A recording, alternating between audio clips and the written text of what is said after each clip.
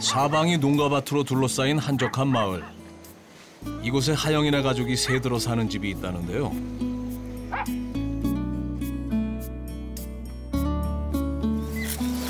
하영이네는 대부분의 아침을 이렇게 집 뒤에 있는 텃밭에서 시작합니다. 잎이 다. 밖으로 나온 감자들이 다 확실히 캐는 재미가 있지. 네. 심을 때는 뭐 왜 이렇게 많이 심냐고 힘들어하더만. 그때 엄청 심고도 남았잖아요. 게임기 대신 호미를 든 아들. 제 날이 가물어가지고 좀 이런 조그만 것들이 많은데 아주 가끔가다 이런 큰 게 있는 것 같아요. 요즘 같은 세상에 이런 아들이 몇이나 될까요? 이호독 선생님의 감자를 먹으면 맞나? 그 책 보면서 막 자기도 빨리 찐감자 먹고 싶다고. 언제요? 조그맸을 때죠. 동화책에. 저희 아이들 조그맸을 때부터 조그맣게 텃밭 시작해가지고 잘못하거나 그럴 때는 밭에 가서 풀 뽑기 하고 그랬었어요. 벌이. 엄마. 자연이랑 친해질 수 있는 환경을 만들어준 부모님 덕에 하영이는 또래 친구들보다 더 풍성한 어린 시절을 보냈다는데요. 곤충 박사로 불릴 정도였다고 합니다. 제가 옛날에 이런 걸 맨날 잡으면서 놀았어요. 밭에서. 잘 여문 호박처럼 정성을 다한 자식 농사입니다.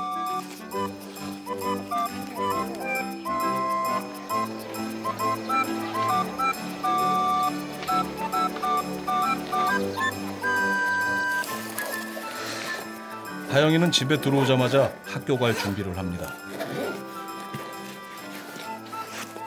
올해 20살인 하영이는 대학교 1학년 나이지만 대학은 가지는 않았습니다. 네, 갔다 올게요.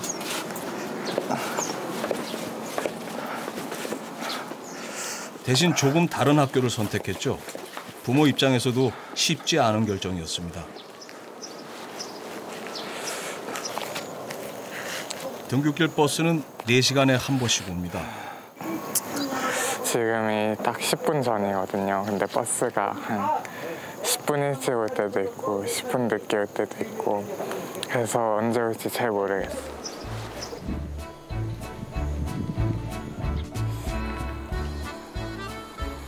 이번엔 다행히 버스가 제 시간에 왔습니다.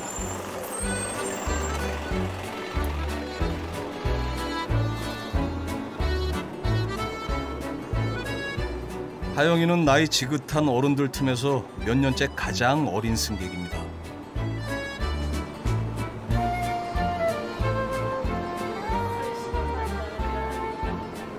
이 논길을 지나 버스와 지하철을 4번 바꿔 타야 목적지까지 갈 수 있습니다. 가는 데만 2시간 반이 넘게 걸리는 먼 길입니다.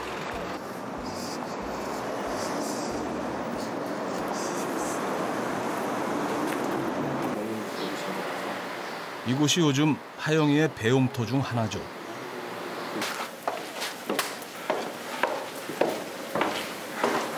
안녕하세요.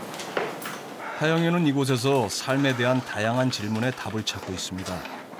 인턴으로 일하며 영어 문서의 번역도 돕는다는데요. 하영이는 왜 대학을 가지 않고 이런 방식으로 배움을 얻는 걸까요? 저희 아버지가 항상 이런 말씀을 하셨어요. 진학보다는 진로가 훨씬 중요하다. 그래서 너의 뭐 관심사나 너의 사명이 뭔지를 먼저 충분히 고민해 본 다음에 거기에 어떤 학문적 깊이가 필요하다면 대학에 가도 좋다. 근데 그렇지 않다면 뭐 굳이 안 가도 된다. 그러니까 뭐 사실상 수능이라는 시험의 목표를 둔 그런 학과 공부가 많이 필요가 없었던 거죠. 네. 낯이 많이 익은 이분, 하영이의 선생님이십니다. 좋아하는 일을 하면서 사회에 기여할 수 있는 길을 묻는 하영이의 이메일이 인연의 시작이었습니다. 사람들이 와서 탕물 등장을 했는데 너 옆에 이제 나오니 이마영 군 이 책에 저의 인터뷰로 나왔거든요. 이 책에 실린 사람 중에 최연소예요. 제가 제안했어요. 제가 맨 처음에 이마영 군을 알고 나서 가만히 옆에서 살펴보니까 그러니까 물론 뭐 책 많이 읽고 나의 또래에 비해서 글도 너무 잘 쓰고 학교를 다니지 않았는데도 불구하고 정말 교육을 잘 받은 뭐 그런 훌륭한 면모들이 다 있지만 굉장히 균형 잡힌 사고를 하는 친구여서 그런 것들이 저희에게도 도움이 될 것 같아서 좀 같이 일해보자라고 했습니다. 하영이는 이곳에서 인생 선배님들의 주옥 같은 지혜와 만나기도 합니다. 인생을 어떻게 살아가야 하는지, 일상 속 소소한 고민은 어떻게 해결해야 하는지 말이죠. 개인적으로 가장 좋았던 수업은 혼자 있는 시간을 잘 보내는 법, 그 다음에 가슴 뛰는 직업을 찾는 법, 이 두 가지였어요.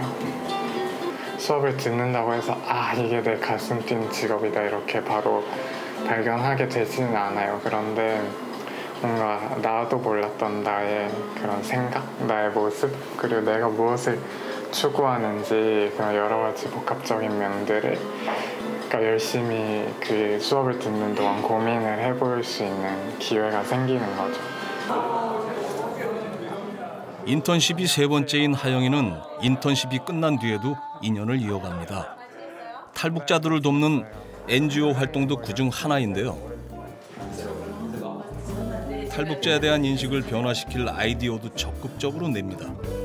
근데 그거를 이제 커버하기 위한 걸로 굉장히 다른 사람들의 생각을 더 깊이 이해하는 기회가 되기도 하고 서로 다른 의견이 합의를 이루어가는 모습을 통해 학교에선 배울 수 없는 배움을 얻기도 한다는데요.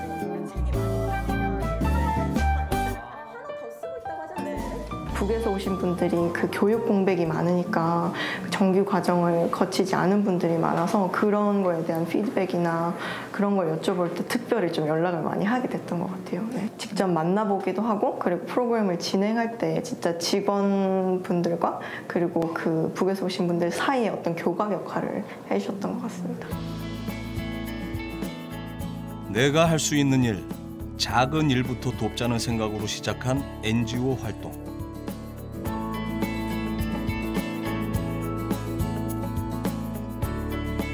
무엇보다 큰 힘은 속마음을 나눌 수 있는 동료들입니다. 저도 사회성이 결여되어 있었는데 그걸 인정하지 않았어요. 왜냐면 나는 내가 생각하기에 맞는 걸 하고 있고 내가 생각하는 가치를 추구하고 있으니까. 사회성이 결여됐다는 생각은 별로 안 해봤고. 네네 알아요. 저는 근데 어떤 좀 다르게 표현하고 싶은데 삶이 유리된다는 생각을 해본 적이 있었어요. 그럼 저는 절대 이제 제 삶이 정답이라고 생각하지도 않고 어떤 커다란 성공을 이룬 것도 아니고 의미 있는 성과를 낸 것도 아니기 때문에 제가 보여줄 수 있는 거는 나는 이런 과정을 밟아왔고 지금도 밟고 있고 무슨 고민을 하고 있고 나는 아직도 내가 앞길이 불안하다 그리고 고민이다. 어떻게 보면 대학에 들어가는으로써 이 홈스쿨링의 결과가 이거다 아니라 그냥 계속 진행형인 거네요. 우리 사회에서 남과 다르다는 것은 많은 편견과 마주하는 일이기도 합니다. 더구나 남들 다 가는 학교를 안 가고 세상을 학교 삼아 공부한다는 건 더욱 그렇겠죠.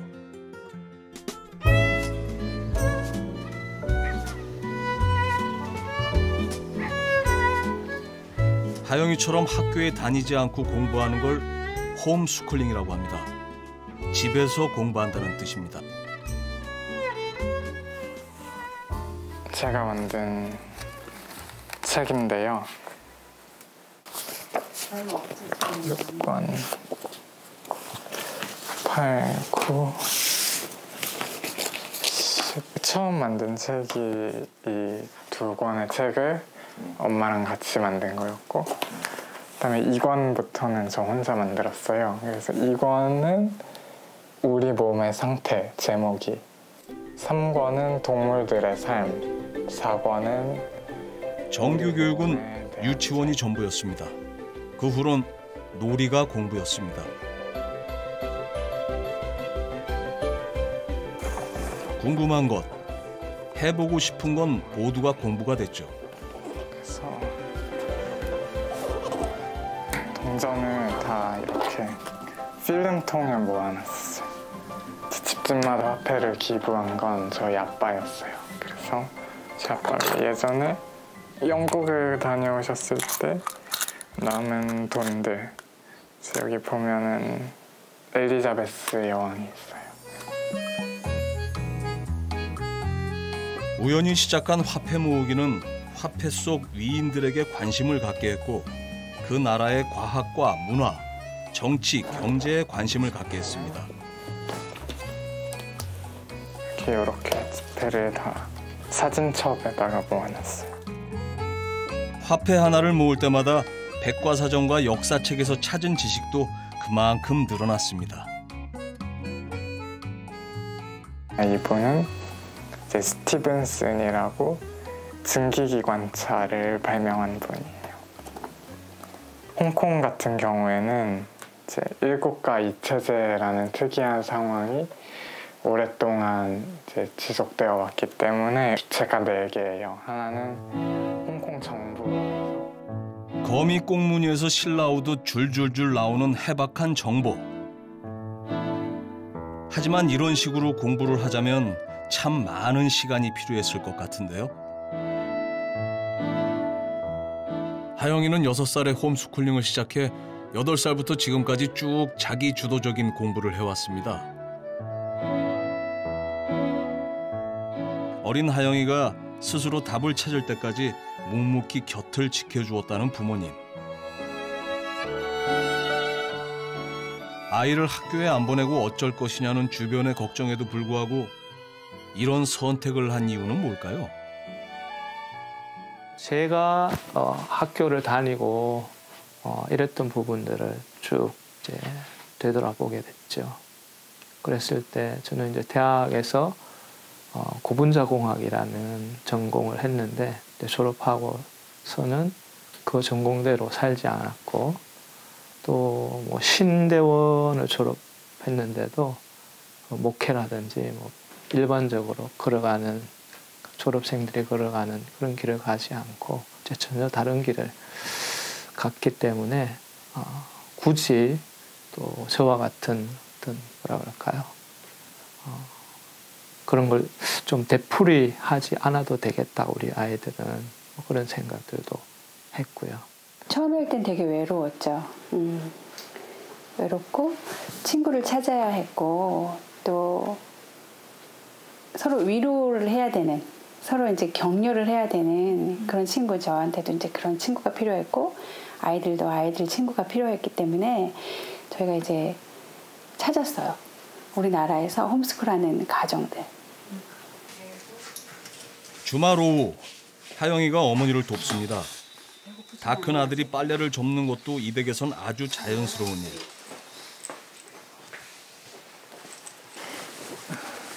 좋네, 뭐 친한 친구.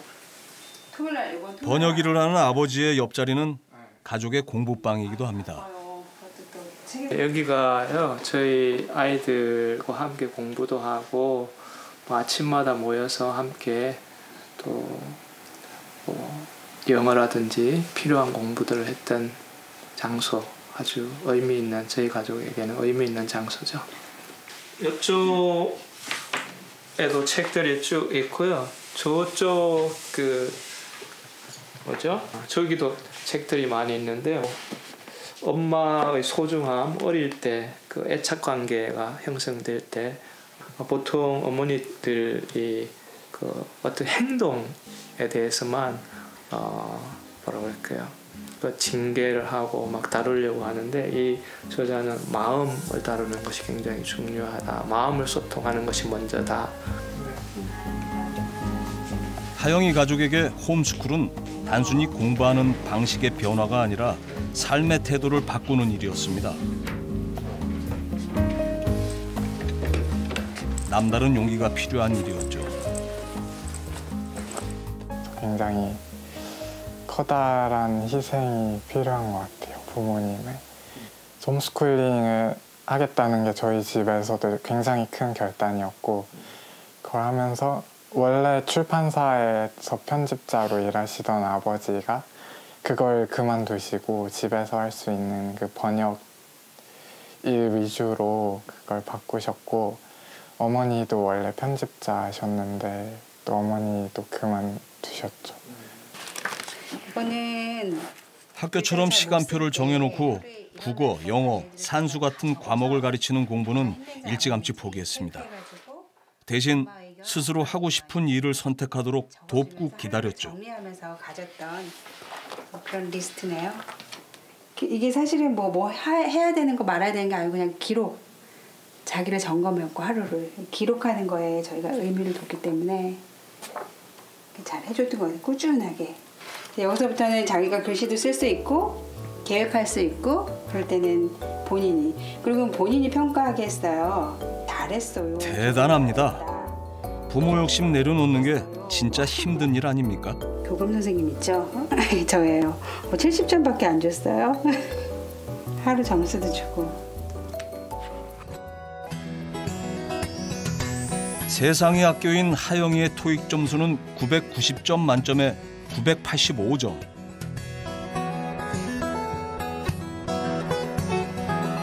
전태일 청소년 문학상 등 글짓기 대회에서도 실력을 인정받았습니다. 본격적으로 글을 쓴 거는 중학교 때, 중학교 나이, 그러니까 15살 무렵에 그 공모전에서 입상을 한 게 계기였어요. 그래서 저는 그 상금을 받고서 너무 기뻐서 이제 내가 공모전을 하면 돈을 많이 벌 수 있겠다 해서 시작을 했는데, 제가 평소에 했던 생각이나 뭐 느꼈던 감정 아니면 뭐 배웠던 사실들 같은 걸 이제 정리하고 그런 과정에서 그러한 경험들이 에 대해서 뭐 성찰하고 뭐 그러는 의미가 있는 것 같아요.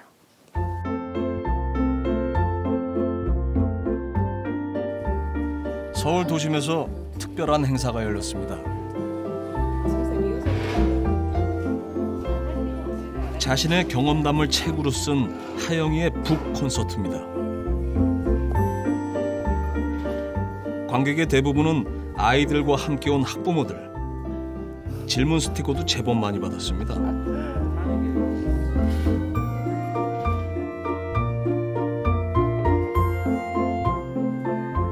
멘토인 손민아 작가도 왔는데요. 얘기해보세요, 저자님. 오늘은 무슨 얘기 해줄 건데, 사람들한테? 오늘은 제 뭐 여태까지 어떻게 공부했는지, 그리고 뭐 아이고, 긴장되나 봅니다. 말을 할 기회가 많이 없어가지고 말하는 거에는 그렇게 익숙하지 않아요. 글 쓰는 거에 좀 더 익숙하고, 그래서 아직까지 그렇게 말하는 거에 뭐 자신은 없는데. 네. 다른 행사 땐 절반도 못 채운다는 객석이 꽉 찼습니다. 이마영 군을 앞으로 모시겠습니다. 박수로 맞아주십시오. 긴장한 얼굴의 하영이 지켜보기가 살짝 불안한데요. 저의 이름은 임하영이라고 하고요. 여태까지 학교를 한 번도 다니지 않았어요. 자신 없다고 하더니 괜한 걱정을 한 모양입니다. 객석의 반응도 좋습니다. 혹시 공부 잘해라는 질문을 들어본 적이 있어요?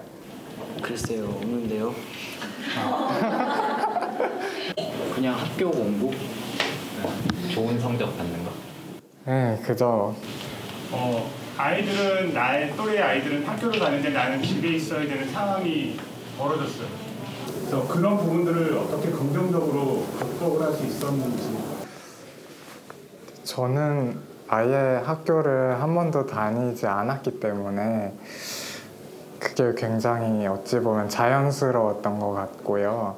배움을 추구하는 과정에 있어서의 스승은 뭐 책이 될 수도 있고 어떤 사람이 될 수도 있고 여행이 될 수도 있다고 생각해요. 좀 능동적으로 더 배움을 찾아가는 게 중요하지 않을까 생각해요. 항상 바이올린을 하고 나면 관객들의 속마음도 들어봐야죠. 너무 긍정적인 마인드가 있으셔서 네, 저희 아이한테도 좀 도움이 될 수 있을 것 같아요. 저만 너무 걱정하지 않고 잘 기르면 잘 방향을 잡고 나가리라고 믿음이 생겼습니다. 진짜 공부란 무엇인지 그 답을 찾고 싶은 아이들. 오늘 강의 정말 재밌게 잘 들었어요. 아, 고맙습니다. 그래서 좀 많이 놀랐습니다. 그러니까 내가 누구이고 뭐 나는 무엇에 관심이 있고 내가 어떤 사회에 긍정적인 영향을 미치기 위해서는 어떤 자질이 필요할까, 어떤 역량이 필요할까, 그런 문제들에 대해서 고민을 많이 해볼 수 있었던 기회가 많았어요. 그런데 공부의 의미를 조금 더 넓힌다면 그것이 저는 이제 모든 사람에게는 다 각자의 길이 있다고 생각하거든요. 그래서 각자의 길에서 각자의 어떤 질문을 발견하고 그 각자의 답을 찾아 나가는 과정에서 배움을 얻는 게 진짜 그 공부라고 생각하거든요.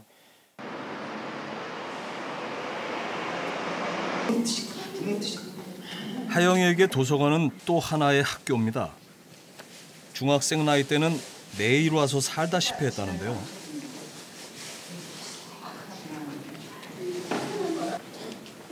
이렇게 읽은 책만 1,000권이 넘습니다.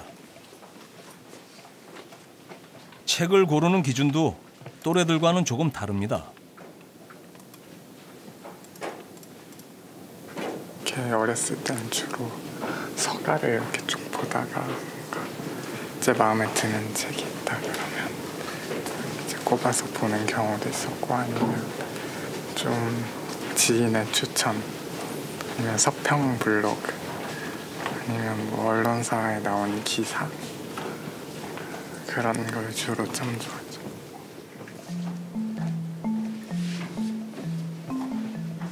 하영이는 책을 읽을 때도 조금씩이라도 꾸준히라는 원칙을 지켰고, 이런 독서 습관은 더 넓은 세상으로 가는 문이 되어 주었습니다.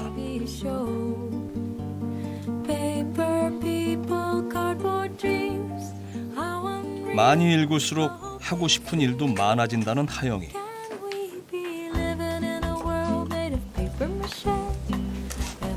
제가 직접 경험할 수 없는 다양한 일이나 사건, 그리고 사람들을 간접적으로 경험하는 일이잖아요. 그래서 거기 내가 몰랐던 세계에 대해서 더 알게 되면서 그럼 나는 뭘 할 수 있을까 고민을 하면서 굉장히 하고 싶은 게 많아졌던 것 같아요. 하영이는 책 속에서 훌륭한 철학자, 역사학자, 정치학자, 사회운동가를 만났다는데요.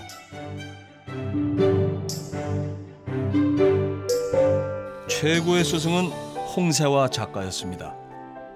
생각의 저표라는 책을 읽었는데 거기 보면 이런 대목이 나와요.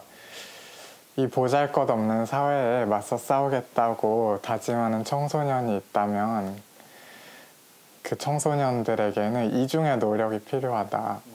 첫 번째는 이 보잘것없는 사회에서 요구하는 능력을 갖추는 것. 두 번째는 그 능력이 보잘것없음을 인식하고 그 보잘것없음에서 벗어나기 위해서 끊임없이 나 자신을 성찰하고 돌아보아야 한다. 진로를 놓고 방황하던 사춘기 소녀는 인생의 나침판을 찾은 듯했습니다. 서둘러서 멘토가 되어달라는 내용의 이메일을 보냈죠. 물론 큰 기대는 안 했습니다. 그런데 놀랍게도 이런 답메일이 왔습니다.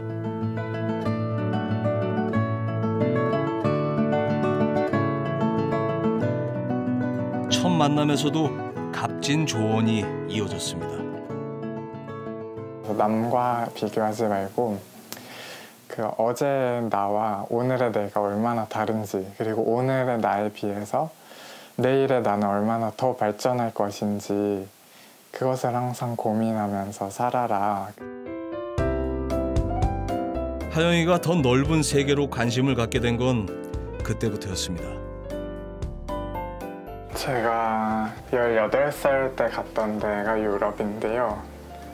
이렇게 유럽이 있으면 주로 프랑스랑 독일에 있었어요.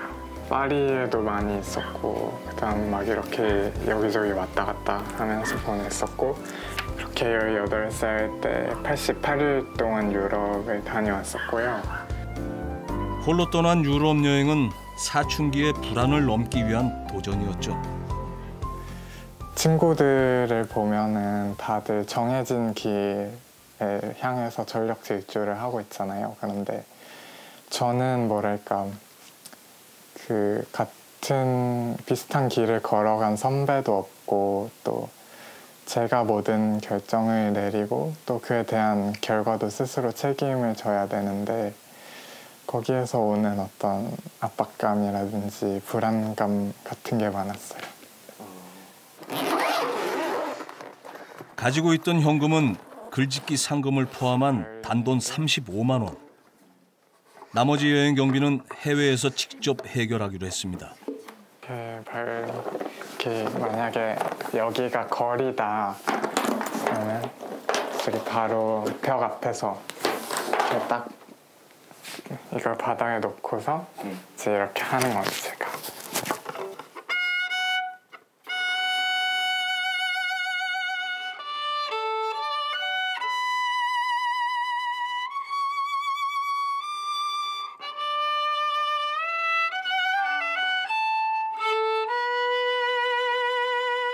달랑 바이올린 하나 들고 겁없이 떠난 유럽 여행. 길거리에서 잘 때도 있었고 목숨이 위험할 때도 있었습니다.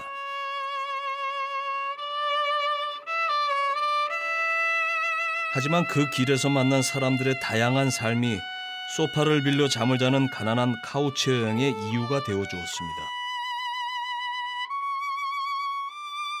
여행이 어떻게 보면 그런 독립의 예행 연습이었던 것 같아요. 또 거기서는 어떤 상황이 발생해도, 어떤 긴박한 상황이 발생해도 다 내가 이제 순간순간 판단을 내려서 결정을 하고, 그에 대한 결과도 내가 책임을 지고, 뭐 내가 기차를 놓쳤다, 그럼 어떻게 할 거야, 노숙할 거야, 뭐 어떻게 할 거야, 그런 것도 내가 급박한 상황 속에서 스트레스를 받으면서 이제 긴박하게 계속 결정을 해야 되고.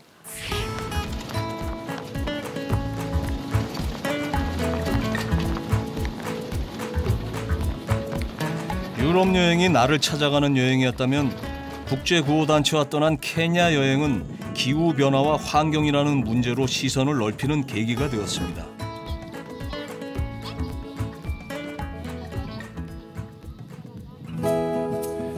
한 동이의 물을 구하기 위해 물웅덩이까지 4시간을 오가야 하는 케냐 사람들.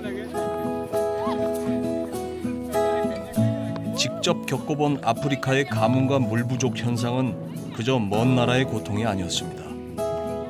대기 오염과 오존층 파괴가 가져온 기후 변화가 그 원인이기 때문입니다.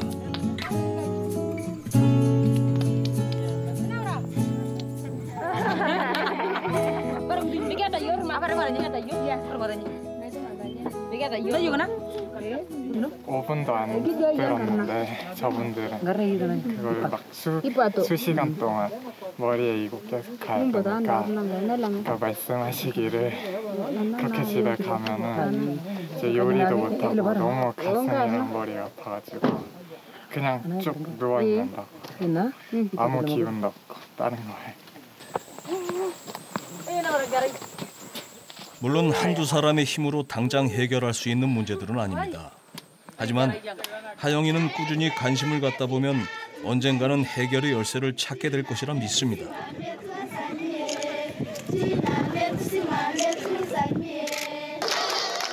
이렇게 길 위에서 더 넓은 세상과 만나면서 말이죠.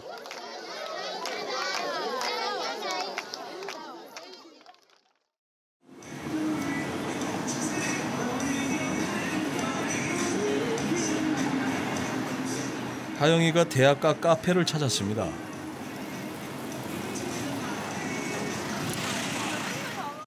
안녕하세요. 법학 전문대학원에 다니는 누나들과 준비 중인 프로젝트 때문입니다. 너가 주변론을 한 번도 안 하니까 질문을 받을 수도 있다는 거지. 질문을 내가 받는 게 낫지 않겠어? 공부 모임에서 알게 된 예지 누나의 권유로 국제 모의 인권 재판에 참가하기로 한 건데요. 오늘이 2번째 모임입니다. 답변 최대 3분 이거 있잖아요. 그러니까 저희가 12분 하고 상대방이 3분 하는 게 아니라 왔다 갔다 하는 거죠? 저희가 15분을 하고 추가로 3분. 하영이 표정이 밝지만은 않은데요. 상호 질문을 막 즉석에서 막 치고받고 하는 거라서 아무래도 제가 법 쪽에는 완전히 문외한이고 또 관련된 지식도 별로 없고 그래서 뭔가 좀 걱정이 많이 돼요. 대회 주제가 여성 혐오에 관련된 거여가지고 서로한테 좋은 학습이 될 것 같아가지고 같이 하자고 했고요. 그리고 저는 그 인권 문제는 실정법에 대한 지식보다는 인문학적인 바탕이 굉장히 중요하다고 보는데 저 친구가 책도 많이 봤고 그런 문제에 대해서 고민을 많이 한 친구라서 제가 많이 덕을 볼 것 같아서 하자고 했습니다. 아니 뭐지 주변론이랑 최종변론 9876 팀 이름이 재밌습니다. 고졸 검정고시가 최저 학력인 98년생 하영이는 학력의 벽을, 76년생인 수진 누나는 나이의 벽을 넘어 도전한다는 뜻이랍니다. 하영이는 오후 내내 책상에 딱 붙어 있습니다. 각자 몫을 나누어 변론문을 작성하기로 했는데 시간도 법률 지식도 모두 부족합니다. 물 좀 마시고요. 네. 잘 돼가 근데? 아니 잘 안 돼요. 잘 안 돼? 이건 어젯밤에 쓴 거야? 해야지 뭐 잘 안 돼도. 고생이 많네. 여기 어떻게 이걸 또 너무 책상에만 앉아 있어가지고. 이거 엄마가 피면서 하라고 했잖아. 이제 합주된다. 응? 어떻게? 목 안 아파? 하면서? 어깨도 아프고. 자세가 굽었잖아. 자꾸 피고 왔다 갔다 중간에 엄마가 왔다 갔다 하면서 하라고 그랬잖아. 네. 푸시업 해. 지금 하고 해야지. 엄마가 하라 그래야지 안 해 잊어버리고 우리 아들이. 자. 25개 하지. 25개 하라고. 30개 아까 25개 못해.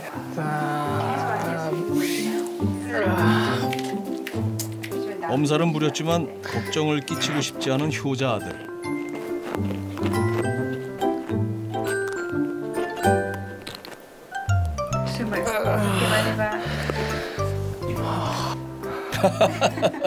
그거 좀 했다고 벌써 힘든 건가요?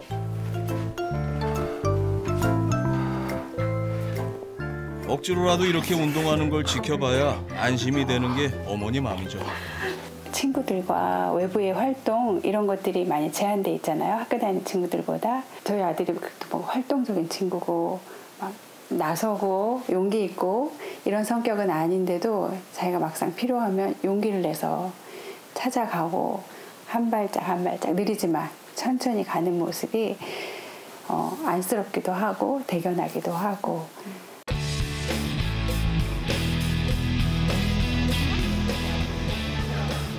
가을 학기 졸업식이 있는 날 하영이와 누나들이 법학 전문대학원에 나타났습니다.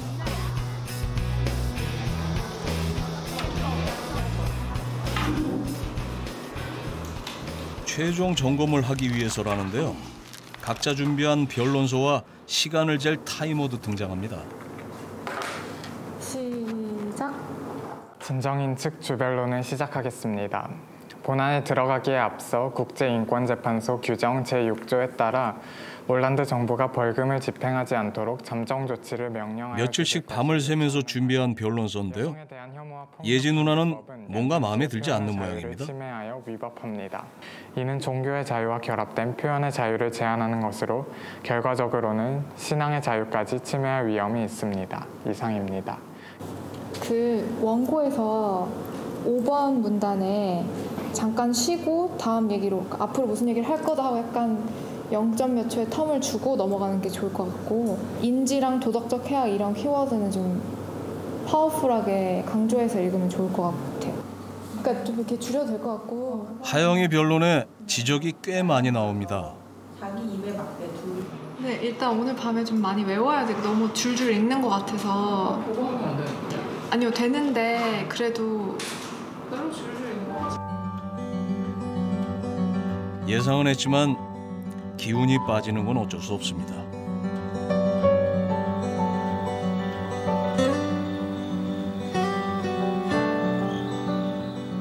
그날 밤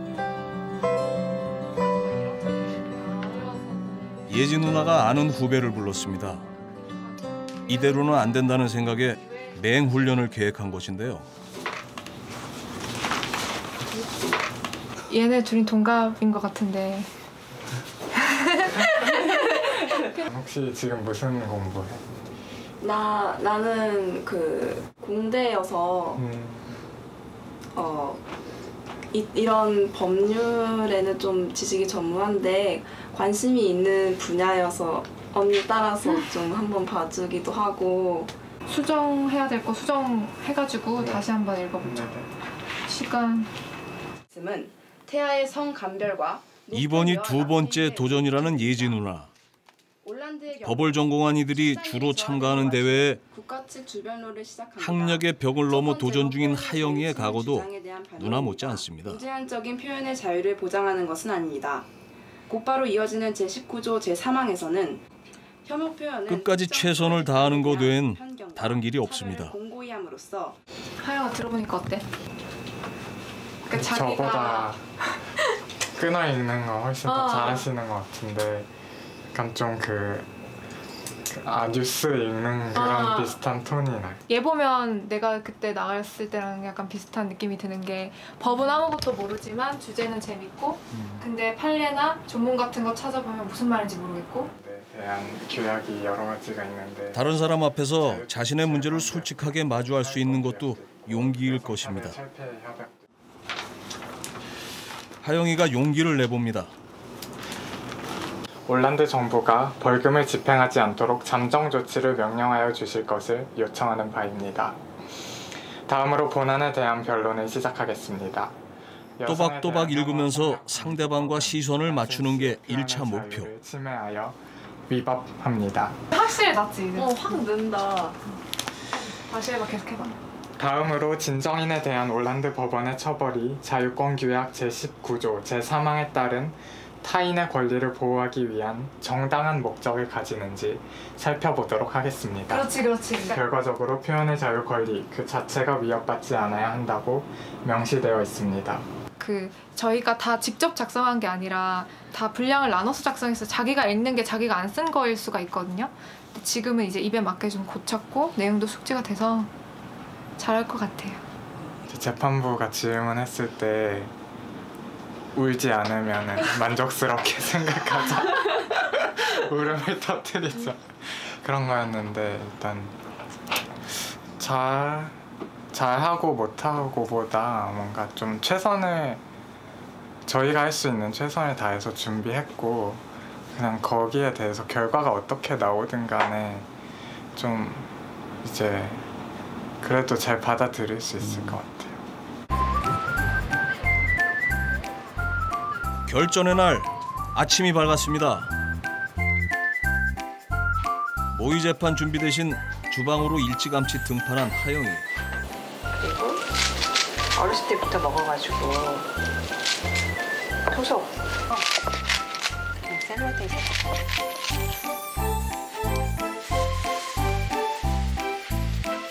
요리를 제법 한다는 하영이의 달걀 스크램블입니다.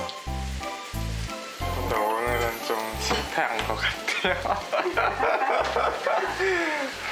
뭐 어떻게 해요? 네. 그냥 먹어야죠. 네. 잠깐 요리하다가도 잠깐 할 일이 많거든요, 주부들은. 그럴 때마다 다에 가서 뒤적거려주고 놔주고 엄청 고마워요.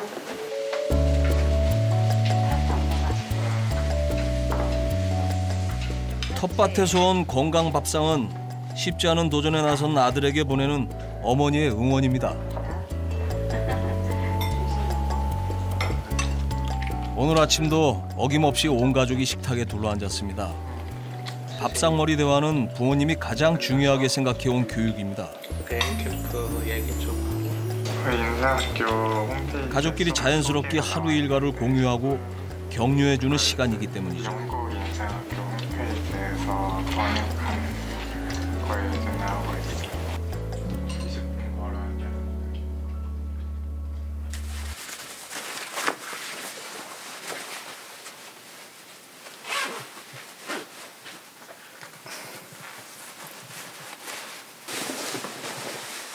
하영이가 넥타이에 정장까지 꺼내 입었습니다. 군대로 치면 전투복인데요.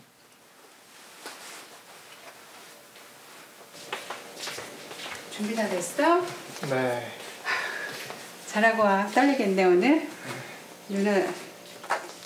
아들에겐 떨지 말라고 했지만 잘해. 정작 걱정이 많은 누나 어머니입니다. 덕분에 그냥. 떨지 말고. 떨지 말고. 이따가 엄마한테 메시지 줘. 궁금하니까. 파이팅.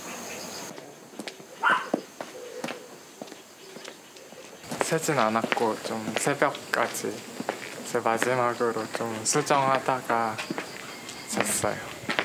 준비는 좀 잘 된 것 같아요? 현재 열심히 하긴 했는데 충분한지는 잘 모르겠어요.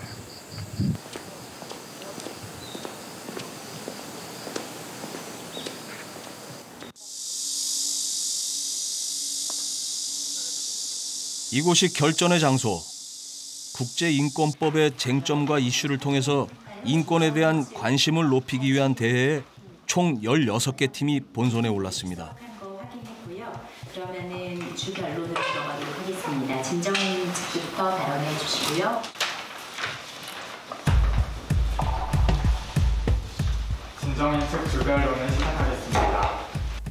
이러한 행위에 대해 다수의 국가에서는 형사처벌이 아닌 인사적 손해배상으로 책임을 묻고 있습니다. 드디어 시작된 변론. 준비한 대로 실수 없이 해낼 수 있을까요? 타인의 권리 보호를 위한 정당한 목적을 가지는지 살펴보도록 이제 정치적 비판이었다는 점을 말씀드리고 싶습니다. 이 사건 법률은 신념과 가치관을 예지 공유하는 누나도. 자발적이고 독립적인 종교 공동체 내에서의 발언과 행동까지도 처벌하고 있습니다. 모두가 최선을 다했습니다. 대한 굉장히 적대적이고 그런 차별적인 분위기입니다. 1시간여에 걸친 모의 재판이 끝났습니다. 이제 준결승 진출팀 발표를 기다리면 되는 상황. 아니야. 대등까지는 아니더라도 약간 시고 느낌도 있어. 그래. 제자와 선생님 같진 않아.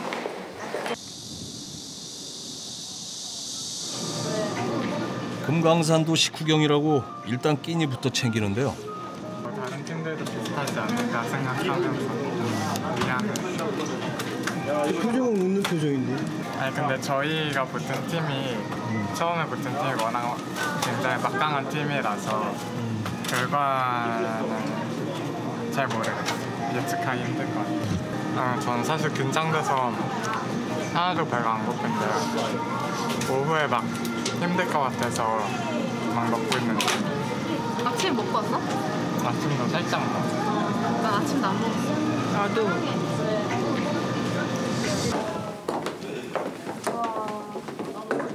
본선 진출 16팀의 운명이 결정되는 시간입니다. 법률 지식으로 무장한 강팀들이 대거 참가한 이번 대회. 참가 동기는 제각각이지만 최종 목표는 하나죠. 그 준결승에 올라갈 팀은 연두교섭입니다. 하영인의 9876 팀도 준결승에 올라 결선까지 가는 게 목표인데요. 축하드리고요. 그다음에 D조는 4팀이죠. Right Now랑 9876이랑 LBJ, 그다음에 위멘 로아 이 4팀이 경연을 해주셨고요. 여기서 준결승에 진출한 팀은 Right Now입니다. 아하, 이를 어째 탈락입니다. 예상치 못한 결과에 다들 할 말을 잃었습니다.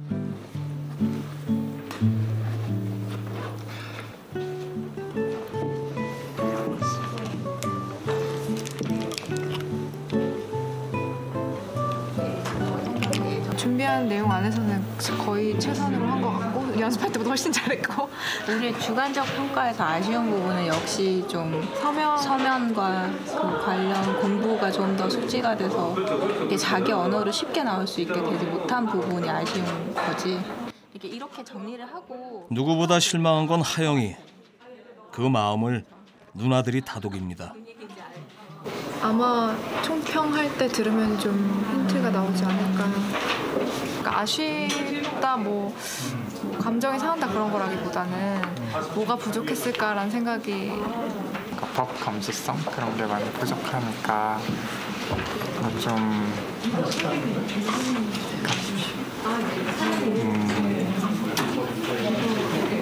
일당백을 하지 못한 그런 부분이 있는 것 같아요. 저희가 막 좀 게으름을 피웠다거나 그런 열심히 막 하지 않았다면 모르는데 또 다 본인의 이제 할 수 있는 한에서 열심히 했고 그 점에서 그 점에선 크게 아쉬움은 없어요.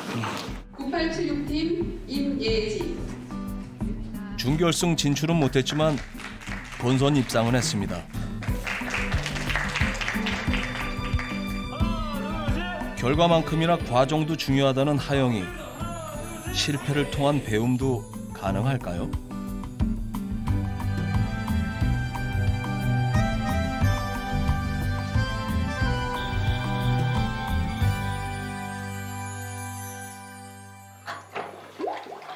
며칠 후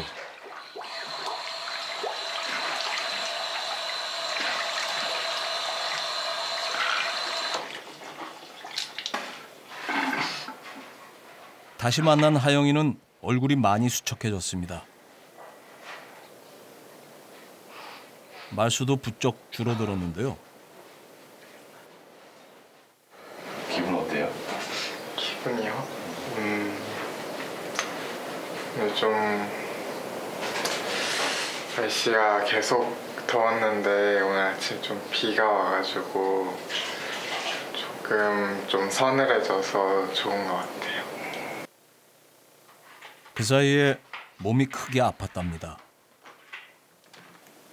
잘못 먹은 것도 아닌 것 같고 특별히 이유가 없는 것 같은데 배탈이 났다고 해요. 그래서 장염 증세가 나서 제가 그 자료를 다 찾아봤더니 스트레스 장염도 있더라고요. 그래서 뭐 이런저런 일이 한꺼번에 겹치긴 했는데 얘가 나이에 맞지 않게 이런 걸 겪고 있구나. 뭐 학교 다니는 친구들은 더 많이 겪을 수도 있겠지만 뭐 시험이나 그거 봤을 때 제가 깜짝 놀랐어요. 사실은 얘가 이 정도로 힘들면은 힘들다고 나한테 얘기 좀 하면 되는데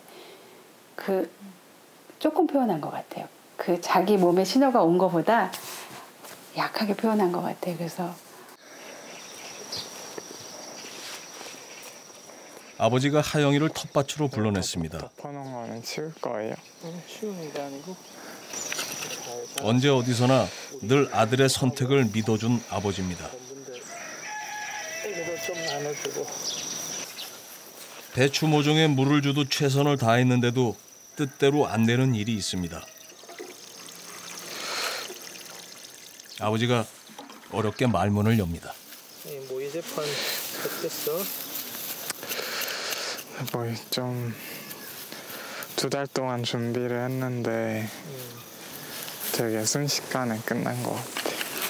순식간에 그 하루가 순식간에 달라. 네. 태도는 좋았다는 거야. 태도는 그 말이 그랬어? 근데 약간 좀 우리가 전투력이 좀 부족했던 것 같아. 전투력? 그 아픔을 다 잊었구나.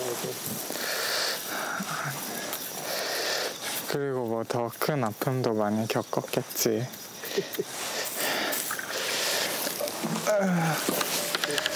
그래서 뭐 그쯤이야.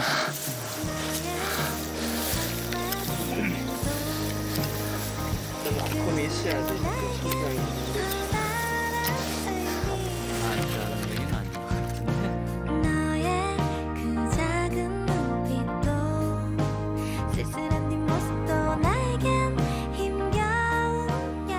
하영이가 출판사를 찾았습니다. 안녕하세요. 안녕하세요. 우와, 상추고요. 네. 제가 케냐에서 사왔어요. 티고. 우와. 이거는 태국에서 산 망고. 하여튼 어머님한테, 아빠한테 잘 먹겠다고 전해주세요. 네. 야, 맛있겠다. 하영 선생님이라고 하죠. 왜요? 저주하는 다 선생님이에요. 맞습니다. 그래서 저는 나이와 상관없이 책을 쓰신 분들에게 선생님이라는 호칭을 많이 쓰죠. 정 선생님 책? 칼럼 2개 있었는데, 여기 2개. 맨몸으로 부딪힌 세계 여행담을 소재로 새로운 책을 집필 중이라는 하영이. 생각보다 진도가 안 나가서 고민이라는데요. 되게 위기감을 가져야겠다는 생각을 하고 있어요. 이렇게 정신없이 살다가 막 그게 진척이 안 될 것 같아가지고 그러니까 열심히 빨리 쓰고 빨리 끝내야겠다고 생각하고 있어요. 그런 생각도 지금 갖고 있어요. 자신이 좋아하는 일 앞에서 하영이는 웃음을 되찾았습니다. A decade ago, a bill outlawing discrimination on various grounds. 한국의 군인권센터라는 NGO의 어떤 다양한 직업을 가진 사람들과 함께하는 영자 신문 읽기 모임에도 나왔습니다.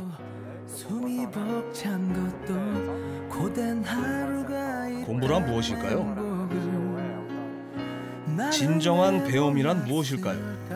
온 세상이 학교인 하영이는 오늘도 날마다 새로운 배움을 꿈꿉니다.